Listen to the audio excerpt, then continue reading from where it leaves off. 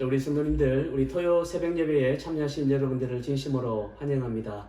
오늘 이 아침에도 우리 하나님께 집중함으로 또 이 아침에 들려주시는 우리 하나님의 음성을 듣고 우리의 영에 새 힘을 얻는 복된 이 아침이 될 수 있기를 축원드립니다. 이제 우리 다 같이 찬송가 364장 부르시겠습니다. 364장, 통일 찬송가는 482장입니다. 내 기도하는 그 시간. 364장 우리 함께 찬송하시겠습니다. 내 기도하는 그 시간, 그때가 가장 즐겁다. 이 세상 근심 걱정에 얽매인 나를 부르사 내 진정 소원 주 앞에 낱낱이 바로 아뢰어 큰 불행 당해 슬플 때 나 위로받게 하시네. 내 기도하는 그 시간 내게는 가장 귀하다. 저 광야 같은 세상을 끝없이 방황하면서 위태한 길로 나갈 때 주께서 나를 이끌어 그 보좌 앞에 나아가 큰 은혜 받게 하시네. 내 기도하는 그 시간 그때가 가장 즐겁다. 이때껏 지은 큰 죄로 내 마음 심히 아파도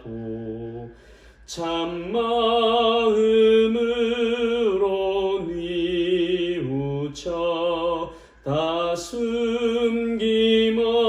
숨김없이 아뢰면 주 나를 위해 복 주사 새 은혜 부어 주시네.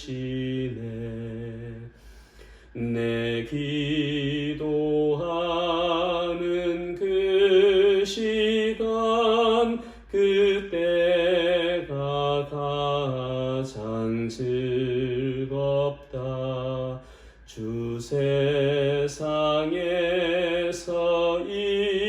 일찍이 저 요란한 곳 피하여 빈들에서나 산에서 온 밤을 세워 지내사 주 예수 친히 기도로 큰 본을 보여주셨네. 1절입니다. 내 기도하는 그 시간 그때가 가장 즐겁다. 이 세상 근심 걱정에 얽매인 나를 부르사 부르사 내 진정 소원 주 앞에 낱낱이 바로 아뢰어 큰 불행 당해 슬플 때 나 위로받게 하시네.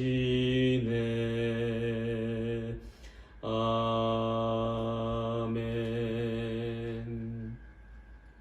사랑과 은혜가 풍성하신 아버지 하나님, 오늘 토요일 아침을 맞이하여 사랑하는 주의 성도들 함께 한 마음으로 예배드릴 수 있도록 인도하심을 감사합니다.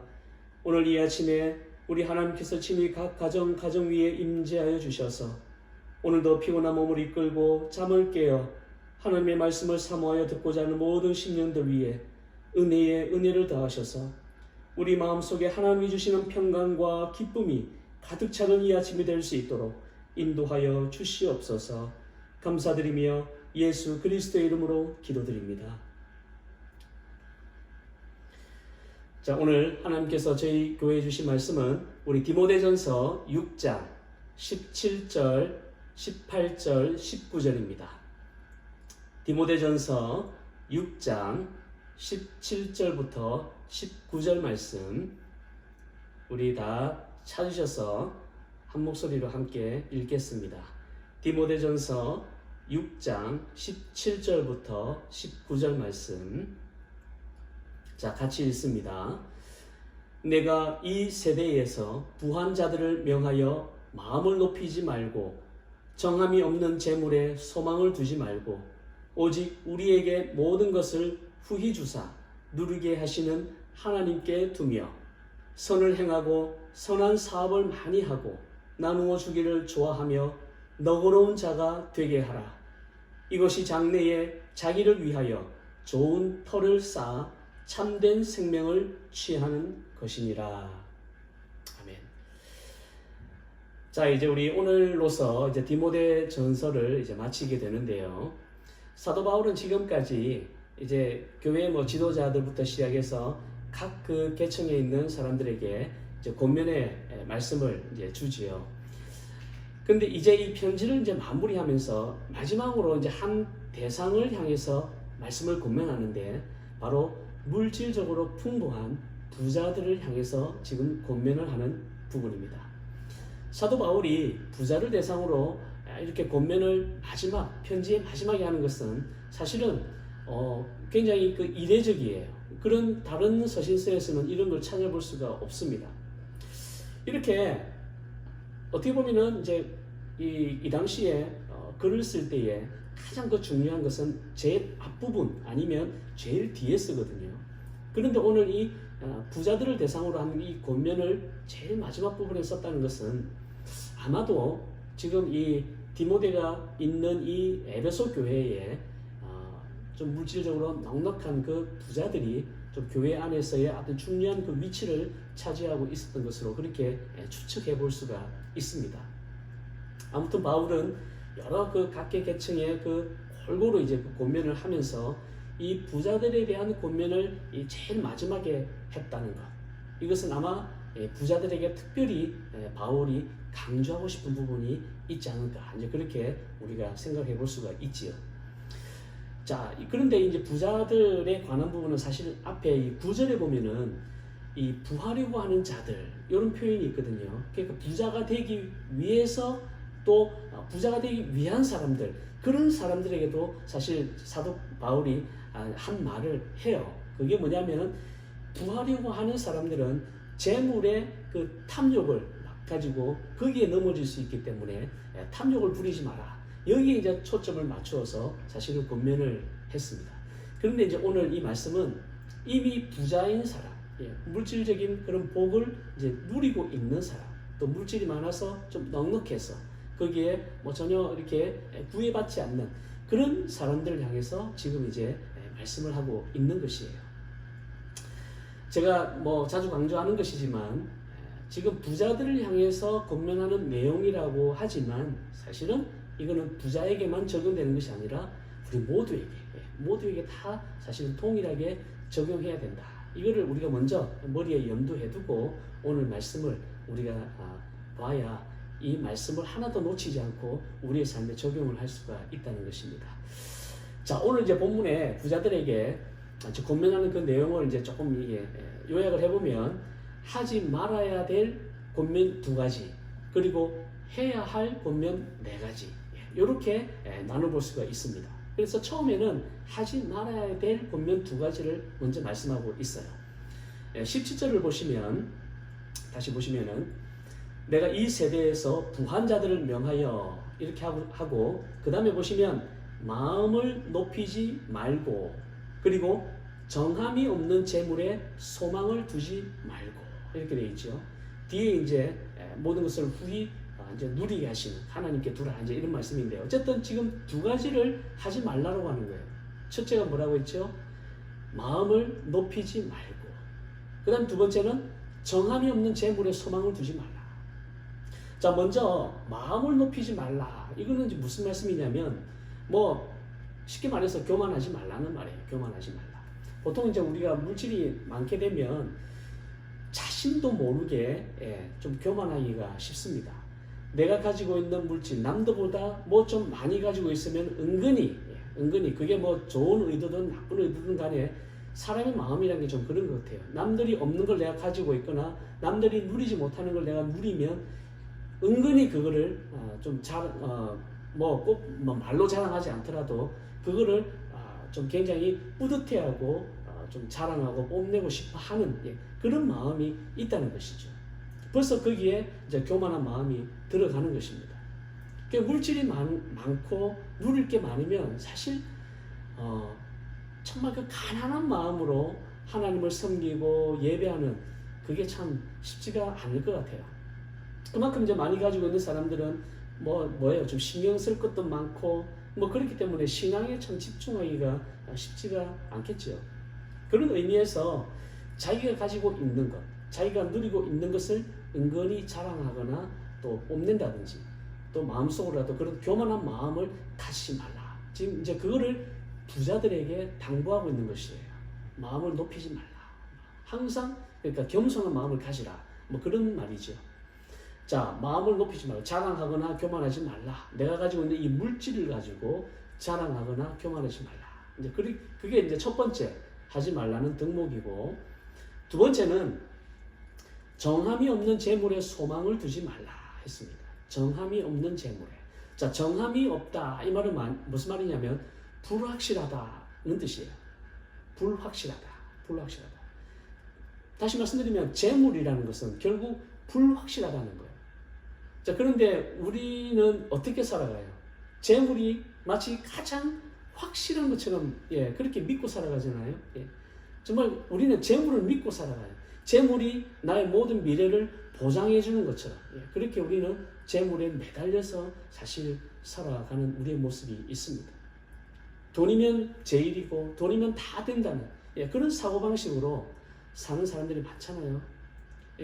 그렇게 살지 말라는 거예요. 그렇게 살지 말라. 왜? 재물은 불확실하기 때문에. 잠언서 23장 5절에 보면은 이런 말씀이 있습니다. 네가 어찌 허무한 것에 주목하겠느냐? 정령이 재물은 스스로 날개를 내어 하늘을 나는 독수리처럼 날아가리라.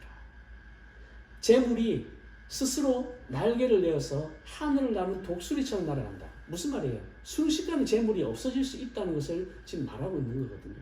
불확실하다는 거예요. 불확실.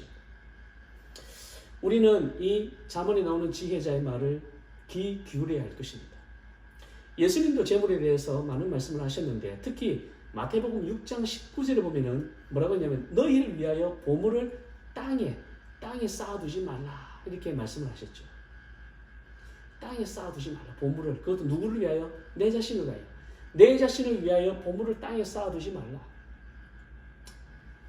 돈이 재물이 다인 것처럼 이것이 나를 살리고 나를 보장해 줄 것처럼 이걸 그냥 쌓으면서 살지 말라는 것이죠. 예수님이 그때 말씀하실 때 그 이유가 뭐냐면 재물을 쌓아두면 그게 벌레들이 가서 그거를 해하고 그리고 도적들이 와서 그거를 훔쳐간다고 이제 그렇게 말씀을 하셨거든요. 결국 우리가 땅에 쌓는 이 보물, 이 재물, 돈이라는 것은 불확실한, 언제 없어질지 모른다는 것이에요. 우리 예수님도 분명하게 이렇게 말씀을 하셨습니다. 그렇기 때문에 이런 불확실한 이 재물을 가지고 이게 마치 다인 것처럼 여기에 그냥 소망을 두고 우리의 미래를 맡기는 그런 것을 하지 말라. 그것이 가장 어리석은 사람이다라는 것을 말해주고 있는 것입니다. 자, 마음을 높이지 말고 자랑하거나 교만하지 말고, 그리고 불확실한 재물, 여기에 소망을 두지 말라. 이렇게 이제 하지 말라 두 개를 이제 권면하고 난 뒤에 바로 이어서 이제 해야 할 네 가지를 또 권면하고 있습니다. 18절에 보시면 선을 행하고 선한 사업을 많이 하고 나누어 주기를 좋아하며 너그러운 자가 되게 하라.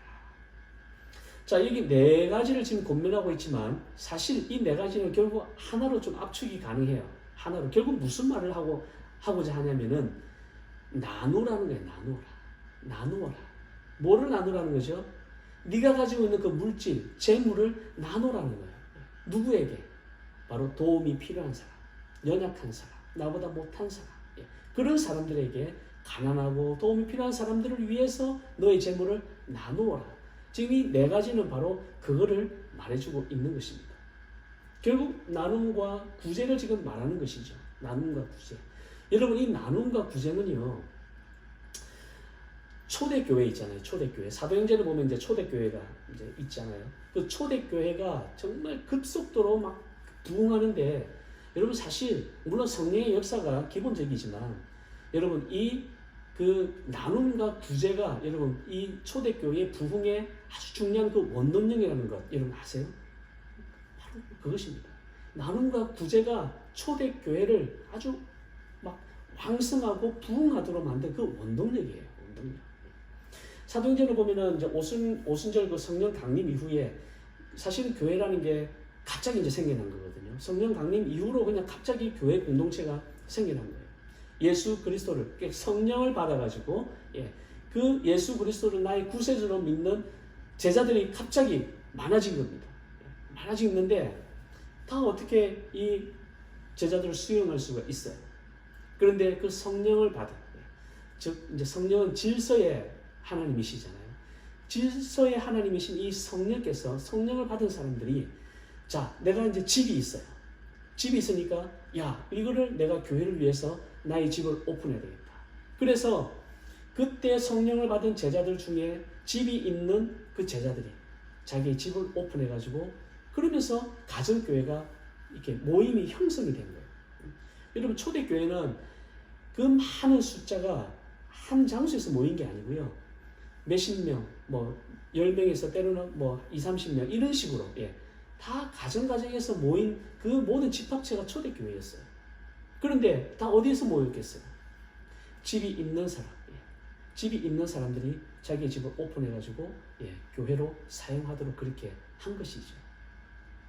또 제자들 중에는 물질적으로 좀 풍부한 사람들 있잖아요. 특히 이제 마가 같은 경우 그런 물질적으로 좀 이렇게 넉넉하고 풍부한 사람들은 기꺼이 자기 것을 즐거운 마음으로 교회를 위해서, 교회 공동체를 위해서 다 내놓았어.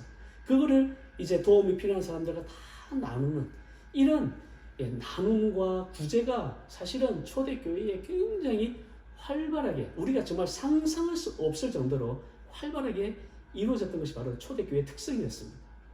바로 그것이 초대교회가 막 부흥하는 그런 원동력이 사실은 되었다는 거예요. 나눔과 구제가 그만큼 중요했던 것입니다. 재물 때문에 자랑하거나 교만하지 말고, 또 이 불확실한 재물의 미래를 보장한다, 거기에 소망을 두고 자기 것으로 막 움켜쥐고 그러면은 아무것도 할 수가 없는 것이에요. 그렇게 하지 말고 지금 있는 이 재물 그리고 물질을 즐거운 마음으로, 연약하고 가난한 자들을 위해서 함께 나누는 그런 너그러운 마음, 이거를 가진다면은 그것은 결국 뭐예요? 이게 자기만 자기도 물론 좋고 또 공동체의 유익도 되잖아요. 근데 사실은 공동체의 유익이 되면서도 먼저는 자기에게 더 큰 유익이 된다는 것입니다. 자, 마지막으로 19절을 보시면 이렇게 말씀하고 있어요. 19절. 이것이 장래에 자기를 위하여 좋은 터를 쌓아 참된 생명을 취하는 것이니라. 여기에 좋은 터를 쌓는다. 이것은 뭐냐면 어떤 상황에서도 결코 허물어지지 않는 견고한 기반이 된다. 파운데이션. 견고한 기반이 된다. 이거를 지금 말해주고 있는 거예요. 그래서 영어 성경에도 파운데이션 이렇게 나옵니다. 파운데이션. 근데 이 파운데이션이 절대로 흔들리지 않는 거예요. 흔들리지 않는다. 우리가 이제 살다 보면 좋은 때도 있고 또 힘들 때도 있잖아요. 그런데 평소에 내가 가진 것들을 남들과 잘 이렇게 나누고 도우면서 사는 그런 삶을 산다면 어느 날 내가 힘든 일을 당하고 내가 또 도움을 받아야 되는 그런 상황에서 그런 처지에 놓일 때에 그동안 자신이 한 그 나눔과 그 구제 때문에 자신이 정말 도움을 잘 받아서 어려움에 빠지지 않는다는 바로 그 말씀을 해주고 있는 것이에요. 우리 인생은 알 수가 없습니다. 우리가 살다 보면 때로는 우리가 생각지도 않는 그런 어려움을 당할 때가 있지요. 그렇기 때문에 지금 우리가 처해져 있는 이 상황, 이 현재의 삶에 우리가 정말 충실하고 나의 물질이 넉넉하거나 뭐 작고 이런 걸 떠나서 그것과 상관없이 나의 것을 조금이라도 있다면 그것을 정말 나보다 못한 사람들을 위해서 도움이 정말 필요한 사람들을 위해서 함께 나눌 수 있는 그런 마음, 바로 그런 사람이 성경에서는 우리 하나님의 눈에는 바로 그런 사람이 진짜 부자라는 거예요. 진짜 부유한 사람이라는 것입니다. 그런데 반대로 물질이 넉넉하고 재물은 많은데 전혀 나누지 않고 그냥 자기 것만 움켜쥐는 그런 사람들도 있잖아요. 그런 사람들은 정말 하나님 눈으로 볼 때는 그런 사람들이 진짜 가난하고 불쌍한 사람이라는 것입니다. 저는 오늘 이 말씀을 우리의 삶에 한번 적용하기를 원합니다. 우리가 물질이 넉넉하든 또 그렇지 않든 그건 우리가 생각하기 나름이잖아요. 우리는 물질이 부족해도 우리는 부자처럼 살 수 있어요. 어떻게? 나눠주면 되는 거예요. 나의 가진 것으로 그냥 나누면서 하나를 반으로 쪼개서라도 이 나눠줄 수 있는 그 사람이 부자인 것이죠. 우리는 부자처럼 살 수 있어요. 우리가 마음을 그렇게 잡으면 그 사람이 바로 부자인 것입니다. 우리가 정말 이 말씀을 그렇게 적용을 해서 우리가 그런 삶을 살아야 된다는 것입니다. 오늘 바울이 부자들에게 권면한 이 말씀을 그대로 우리가 받아서 우리가 정말 이런 삶을 살아낼 수 있기를 간절히 바랍니다. 우리가 정말 이 정함이 없는 재물에 소망을 두지 말고 그리고 구제와 나눔 이거를 정말 잘 우리가 실천해가지고 좋은 터를 차고 쌓는 이 지혜로운 삶 이것이 우리가 추구해야 될 삶이 아닌가 저는 믿습니다. 아무쪼록 우리가 정말 이 말씀을 잘 실천해서 앞으로의 우리의 모든 터가 정말 차곡차곡 견고하게 쌓이는 그런 지혜로운 삶을 다 살 수 있기를 주님의 이름으로 축원드립니다. 우리 기도하시겠습니다. 사랑과 은혜가 풍성하신 아버지 하나님, 오늘 바울이 부자에게 권면하는 이 말씀을 통해 이 말씀을 우리의 삶에 그대로 순종하며 적용하기를 원합니다. 비록 우리가 가진 것이 많이 없고 나눌 것이 부족하지만 그럼에도 불구하고 우리의 가진 것으로 우리보다 더 도움이 필요한 자들을 돌아보며 즐거운 마음으로 나눌 수 있는 그런 너그러운 마음을 우리들에게도 허락하여 주시옵소서. 그래서 우리의 적은 나눔과 구제를 통해 하나님이 기뻐하시는 일들을 감당하기에 부족함이 없도록 저희들을 인도하여 주시옵소서.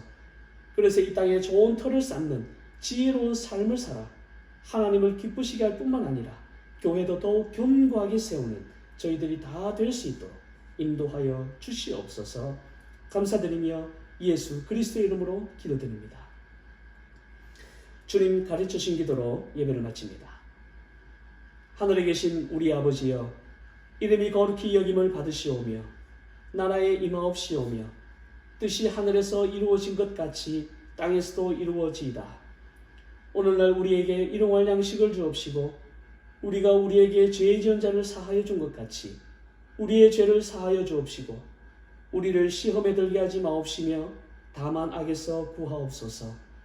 대개 나라와 권세와 영광이 아버지께 영원히 있사옵나이다. 아멘. 이제 우리 음악이 끝날 때까지 함께 교회와 가정을 위해서 기도하시겠습니다.